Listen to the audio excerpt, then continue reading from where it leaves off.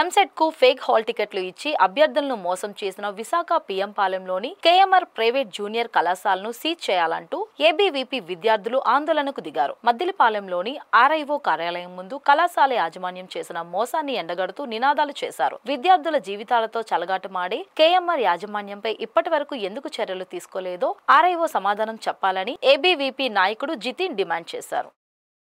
అందరికీ నమస్తే. నితిన్, అఖిల భారతీయ విద్యార్థి పరిషత్ విశాఖ జిల్లా కన్వీనర్.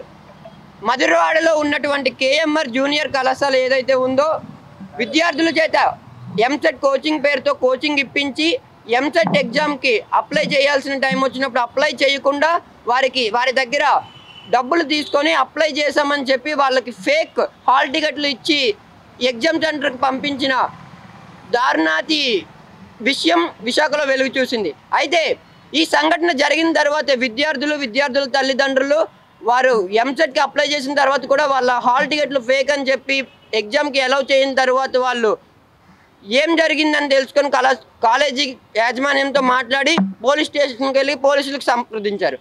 అయితే విశాఖపట్నంలో ఉన్నటువంటి ఆర్ఐఓ ఎవరైతే మురళీధర్ గారు ఉన్నారో ఇప్పటికీ కూడా ఈ సంఘటన మీద స్పందించకపోవడం అనేది అనుమానాస్పద విషయంగా ఉంది. ఆర్ఐఓ ఎవరైతే ఉన్నారో కార్పొరేట్ కళాశాలలకు తొత్తుగా మారి ఈరోజు ఈ కేఎంఆర్ కాలేజీని కూడా వెనకాల మోస్తున్నారు.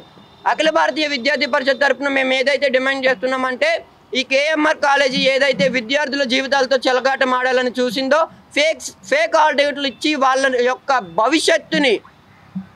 వాళ్ళ యొక్క భవిష్యత్తుని ప్రశ్నార్థకంగా మార్చేసిందో ఈ కేఎంఆర్ కాలేజీ యొక్క అనుమతులను వెంటనే రద్దు చేసి ఆ యాజమాన్యం పైన క్రిమినల్ చర్యలు తీసుకొని ఆ కాలేజీ మేనేజ్మెంట్ ఎవరైతే డైరెక్టర్ ఆర్ డీన్ ఎవరైతే ఉన్నారో వాళ్ళ మీద క్రిమినల్ చర్యలు తీసుకొని వాళ్ళందరినీ కూడా అరెస్ట్ చేయాలి. తక్షణమే వీళ్ళ మీద కఠిన చర్యలు తీసుకోవాలి.